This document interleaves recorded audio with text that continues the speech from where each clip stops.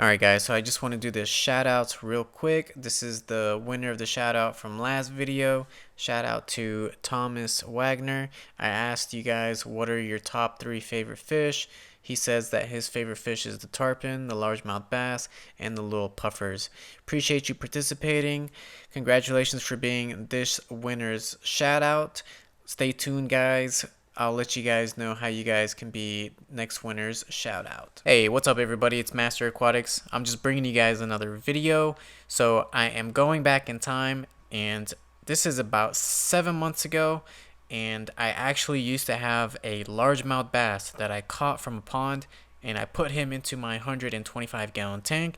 If you are new to the channel, you might have missed out on those videos, but I'll leave a link right here on the top right hand corner. Just click on that card. You can see how I caught this largemouth bass. I actually named him. I named him Albert. He was one of my favorite fish that I've ever kept. So much personality, ate everything, and he was a very savage fish. And the people that were subscribed to the channel at that time, they loved Albert. They loved him a lot. I took very good care of him. I acclimated him. You saw that in the last clip. I also fed him these green worms that were dyed green, and that was a really big mistake. Although the dye had no harmful effects on the fish, it did end up making the water turn green, which I didn't like. But like I said, didn't make the fish sick at all or anything like that. Now Albert was kept by himself in a 125-gallon tank. He had a few plants, he had a nice substrate, he ate every day. I would always go out and catch small fish for him just so that he can eat, so he doesn't go hungry. Now because this was my first large predator fish in my 125-gallon tank, you know, I couldn't help but experiment with different types of foods for this fish. I loved Albert, and he loved me. I can tell he loved me. As you can see, he knew what I was holding in my hand. He knew what I had in my hand looked delicious. He knew it was food, and he couldn't wait till I dropped that thing in the water so he can go at it and just tear it apart. Now, this is a small rat that you get from like Petco and PetSmart. These rats are used to feed your pet reptiles and things that eat rats like snakes, you know, lizards, whatever. And I decided to feed it to Albert because I'm pretty sure out in the wild he was eating lizards, he was eating small birds if they happen to fall into the water. A lot of people disagreed with me on feeding him the rat, but I had no issues after I fed him that rat. A lot of people were saying he was going to have a hard time digesting that rat. He had no issues whatsoever. Albert, he was ready for anything. He pretty much ate anything that I offered him, and he ate it with a smile on his face. He was such a beautiful and savage fish, and I really wish he was here right now. But if it wasn't for him passing away, I wouldn't have the fish I have now, but we're going to get to that in a second. So the water turned green because I was feeding him those dyed worms. As you can see, his droppings were even turning green, but as you can see, Albert was still healthy and he was still ready to eat. This is a even bigger rat than I fed him previously, and you might be thinking there's no way that he's going to eat that. Well, check this out. So I threw it into the water. He immediately went for it, and he started chomping away. This guy is a freaking savage, I'm telling you. I don't know who is more of a savage. My crab Blue, yes, I named my crab Blue, my boy Blue, or Albert the savage. Who's more savage? Matter of fact, I am going to put a poll right here. I want you guys to vote. Let me know, who do you think is more savage? My crab or Albert the largemouth bass? Rest in peace. And as you can see, he just swallowed that thing. No issues whatsoever.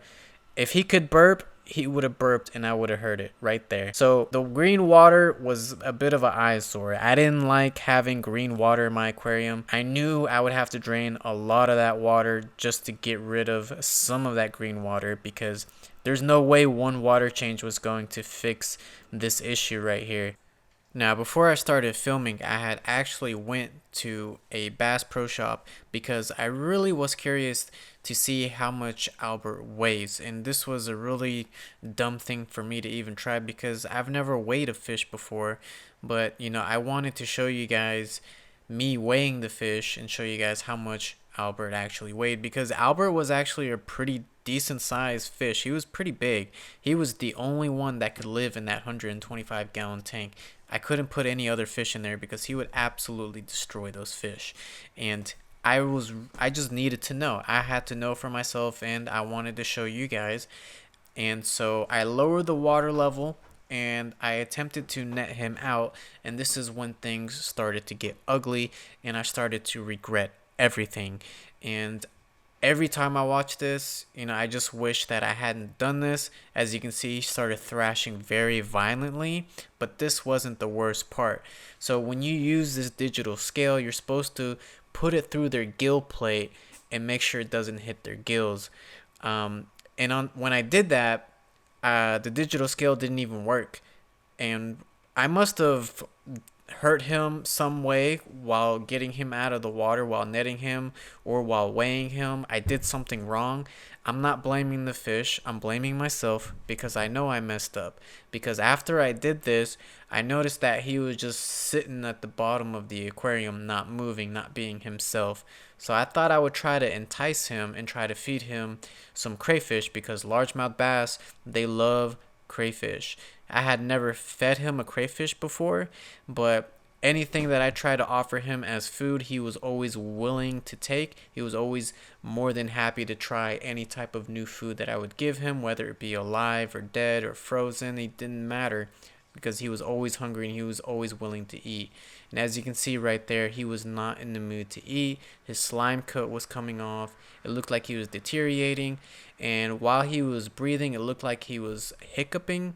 He was doing these really short gasps of breath. And it was very alarming to me, and I knew that I had messed up big time. That crayfish actually tried to become Albert's friend, and Albert wasn't having it. And shortly afterwards, Albert ended up passing away. I'm not going to show you guys Albert passing away. I don't think anybody wants to see that. But, a lot of people were upset with me, and I don't blame them. And I was really upset with myself.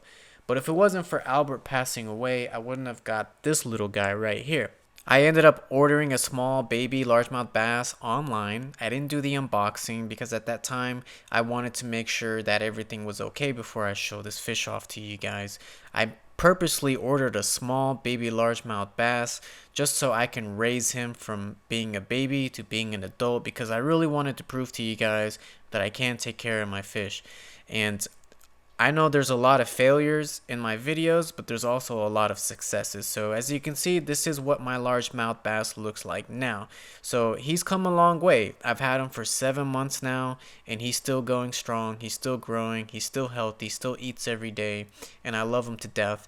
And I'm doing everything that I can to make sure that he's going to be okay, and I'm not going to repeat the mistake that I did with Albert. I still haven't named this baby largemouth bass yet. I want to wait till he gets bigger, and then I'll come up with a name for him. Almost all of the fish that I currently have in the 125-gallon tank, I've gotten them since they were small. This is my catfish. I actually caught him out at a creek, and I was cast netting, and I ended up catching him. And I caught him last December, and currently it is in the middle of October, and he's come a long way. He looks totally different now. All of these fish, they look totally different when they get older. When they're smaller, their colors and patterns are a little bit more different. So this is what my catfish looks like now. And as you can see, he's put on some size. These guys are slow growers, so they're going to need about like a full year until they make a substantial amount of growth. But hopefully you guys can at least, respect me for how I'm treating my fish now. I'm taking a lot better care of them, and I had to include this clip right here of my Bisher just tearing up this small minnow, because I had no idea my Bisher ate minnows. Usually I just feed him krill, but I just learned something new about my Bisher. He actually is very active when I turn off the lights. So from now on, when I try to feed my Bisher, I'm only going to feed him at night when I turn off all the lights, because I noticed that when I have the lights on, he wouldn't eat, and I always wondered why. I always thought maybe he just wasn't hungry, but I need to give him some hiding spots. I also need to just start feeding him at night, because he's pretty nocturnal, and that's when he likes to eat. Alright guys, thank you so much for making it this far into the video. So if you want me to shout you out in the next video, first off, please, if you have a channel, please do not tell people to subscribe to your channel in the comment section. I will not choose you to shout you out. If you want me to shout you out, all you got to do is leave a comment down below and put hashtag RIP Albert. We miss you. That's all you need to do, and the first 20 people to do that, I'll go ahead and shout you out in the next video. I'll see you guys in the next one. Take care and peace out.